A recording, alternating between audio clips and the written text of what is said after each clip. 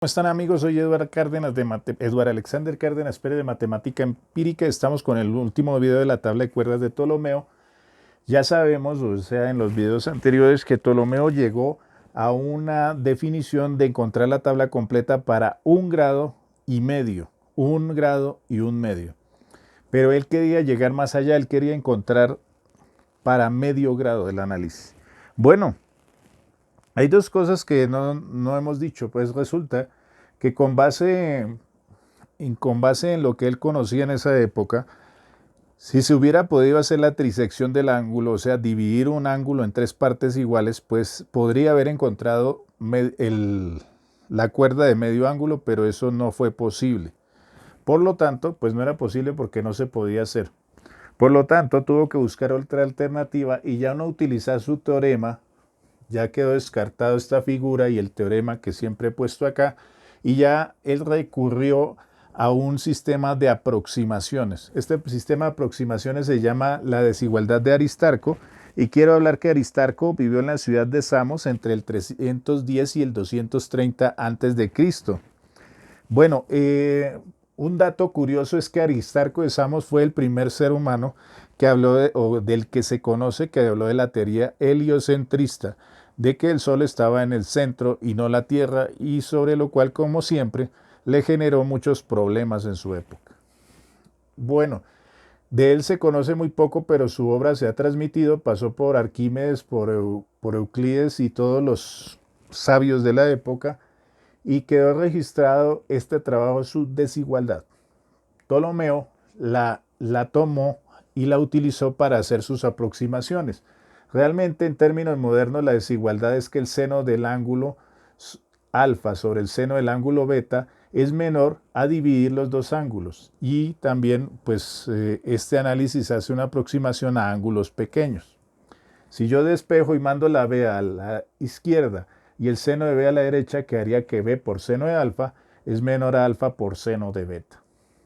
Ante esa situación, el proceso de cálculo es bastante complejo. Es un trabajo de geometría de alto nivel, y eso se hace en dos fases.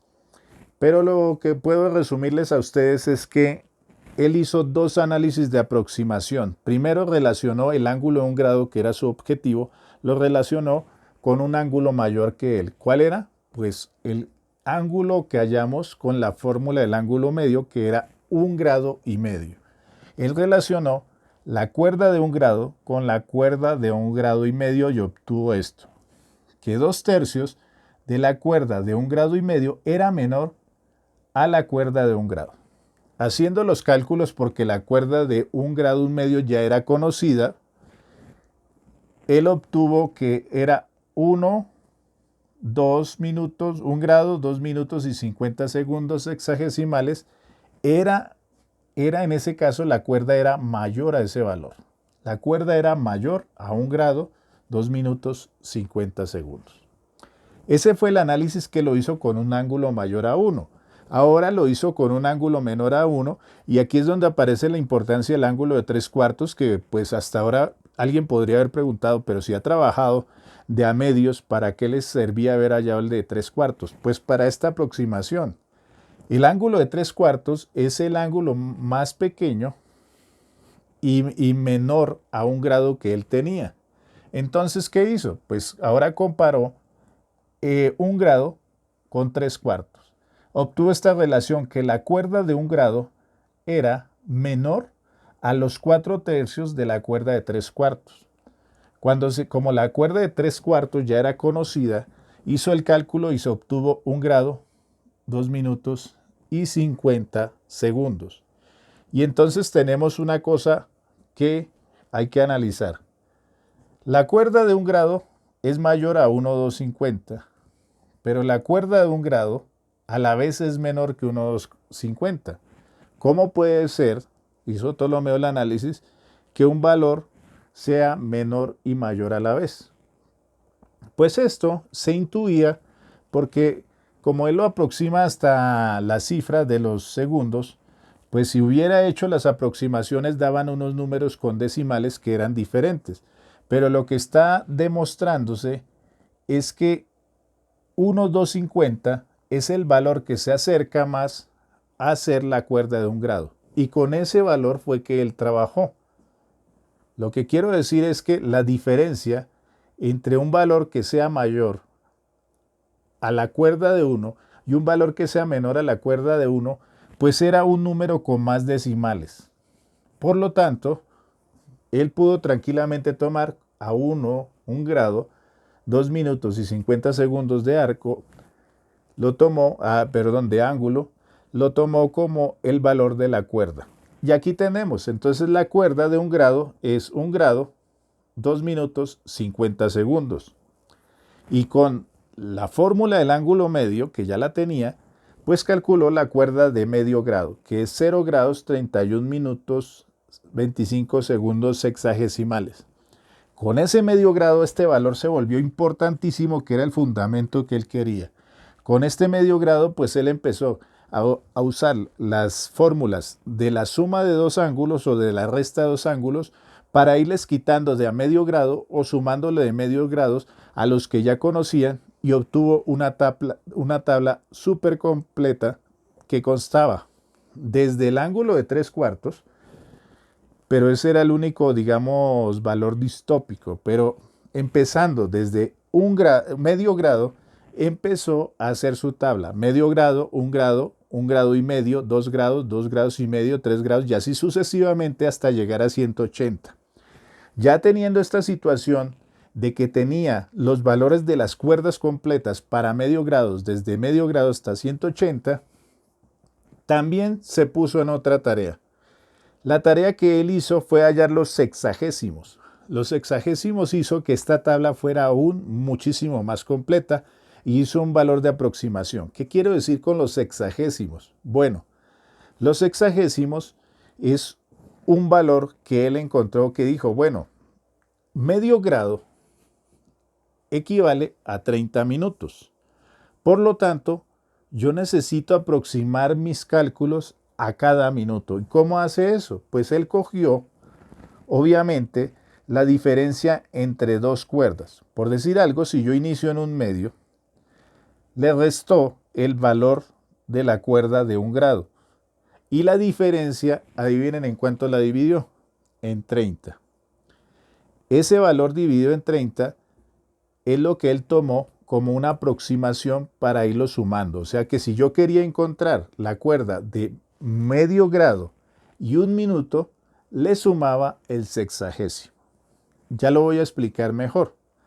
Hay otra cosita que voy a agregar y les voy a mostrar. Aquí tengo el ángulo de medio grado con su cuerda que es 0 grados, 31 minutos, 25 segundos. Y los sexagésimos que era 0 grados, 1 minuto, 2 segundos y 50 valores de menores al segundo. O sea, ahí este valor se divide siempre.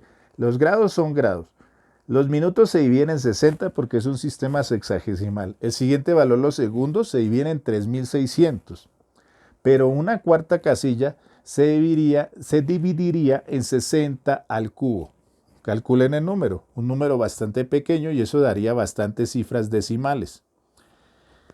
Con esta aproximación de cifras decimales que él tiene, pues, ¿qué era lo que se hacía? Que cuando yo quisiera hallar el sexagésimo, indicaba que se había dividido en 30 partes la diferencia.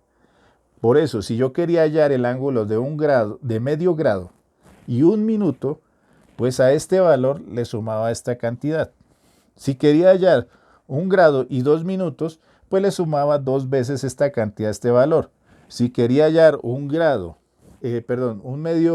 grado y 12 minutos, pues a este valor del medio grado le sumaba 12 veces esto. Y me da una aproximación muy exacta de los valores modernos que se necesitan. Es más, con respecto a los análisis de eso, permítame, lo busco acá 10 segundos. Dice que la aproximación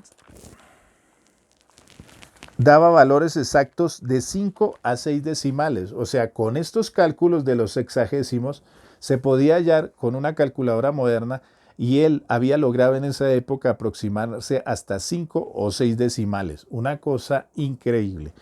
Lo otro importante que hay que decir es que en esa tabla de cuerdas, el único que tenía una desviación era la cuerda de 110 grados y medio, pero eso parece que era un error de transcripción. Aún así, ella tenía una exactitud de 4 decimales.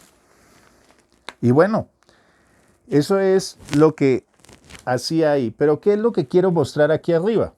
Esto que está acá es la presentación real como venía la tabla de él. La tabla de él usaba la simbología numérica ¿de qué manera? Usaba las letras griegas alfa, beta, gamma, delta, epsilon, zeta, eta, teta, iota, kappa, lambda, mu, nu, psi, omicron, pi, rho, sigma, tau, ipsilon. Las usaba para dar los valores numéricos. Las 10 primeras letras, ojo, en esta simbología, agrego, se utilizaban 2 letras arcaicas que después en las épocas más modernas no se utilizaban, desaparecieron. Pero lo que se hacía era que de la alfa hasta la 10ª letra representaban los dígitos del 1 al 9. Es decir, alfa era 1, beta 2, gamma era 3 y así sucesivamente. Después de que llegaba la 9ª letra, la 10ª letra representaba 10, la segunda 20, 30, 40, 50, hasta 90. Y después la siguiente letra representaba el 100. La letra Rho era la que representaba el 100 y no pasaba de ahí porque pues teníamos que armar ángulos hasta 180, entonces no había necesidad de más. Para que usted... hay otra cosa, había 2 símbolos adicionales. El 0 lo hacían con un círculo, convenientemente establecieron el 0 con un circulito. Es una curiosidad, ¿no? Lo usaron en esa época como un círculo ya. Y el ángulo era representado como con este chulito así, como un valor de mayor y una comita. Entonces, vean el ejemplo de acá. Si yo quería escribir medio, se colocaba este chulito, medio grado. Aquí está representada la cuerda, 0, 3, alfa, beta, gamma, 30 y 1, alfa. ¿Sí ven? Entonces, kappa representaba, perdón, esta lambda, estoy diciéndolo mal. Lambda representaba 30 porque no es alfa, beta, gamma, gamma es otro símbolo, no. Lambda representaba 30 y alfa 1, 31. La kappa representaba 20 y la epsilon 5, 25. Ahí están los valores. Para los sexagésimos el 0 es 0, el alfa era 1, la beta era 2 y esta letra, no me acuerdo cuál es, representaba 50. Y en la presentación realmente de toda su tabla venía escrito en griego. Además, ángulo, cuerda y sexagésimos también estaban escritos en letras griegas. Eso era más o menos el resumen de todo este trabajo que hizo este señor, que fue monumental para la época. Hoy en día la gente no valoramos esto porque tenemos las dichosas calculadoras y cualquier gato puede coger una calculadora y hallar un ángulo con todas las fracciones decimales que quieran. Pero en esa época, debido a los recursos, el trabajo que hizo de investigación, la recopilación y todo lo que traía de atrás de los elementos de Euclides, de los aportes de este señor Aristarco, de otros científicos como Pitágoras y aparte de eso también otros más matemáticos, pues es un trabajo fenomenal. Y esas tablas, para hacerlas con esa aproximación, fueron tan eficientes que ¿qué pasó? Debido a que este libro fue tan exitoso, el Almagesto, pues habían trabajos posteriores, se tienen indicios que habían trabajos posteriores. Estos trabajos fueron destruidos o desaparecieron porque como estas tablas eran tan eficientes, de los demás libros no se guardaron copia. Es lo que se supone que hay. Entonces, lo único que sobrevivió fue algunas notas de los libros de Hiparco, pero se sospecha que hubieron más trabajos sobre tablas trigonométricas en distintas culturas.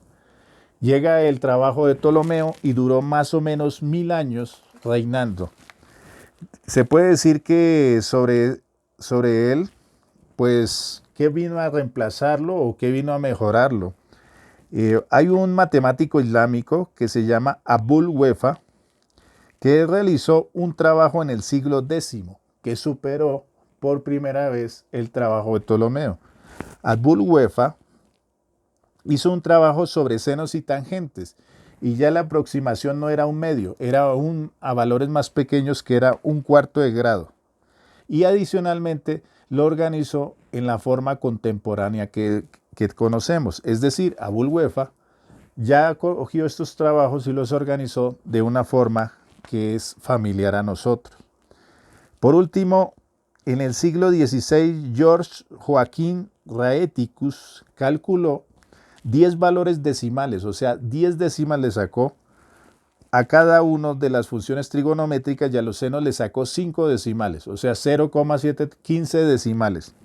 Y en intervalos, ojo, de cada 10 segundos.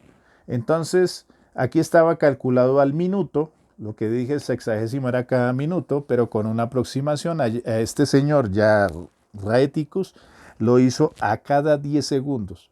Un minuto, pues imagínense, pasar de un minuto a 10 segundos, mucho más aproximado en el siglo XVI. Y para esa época también se hizo, en el siglo XVI, Jules Burki hizo en el Fundamentum Astronomiae, hizo su Canon Sinum, un trabajo de 0 a 90 grados, donde se hizo con incrementos de 2 segundos de arco, y se consideró el trabajo más exacto y más detallado que había sobre cálculos de las funciones trigonométricas. Obviamente esos trabajos se utilizaron durante muchos años para la navegación y astronomía, hasta que llegó nuestra época moderna con las calculadoras y la tecnología, y todas estas tablas, igual que las tablas de logaritmos, quedaron relegados al olvido. Pero lo que no queda relegado es el legado de su trabajo y las aplicaciones posteriores de todos los conocimientos que han desarrollado. Nos vemos en un próximo video. Cuídense mucho. Hasta pronto. No olviden suscribirse y dar like.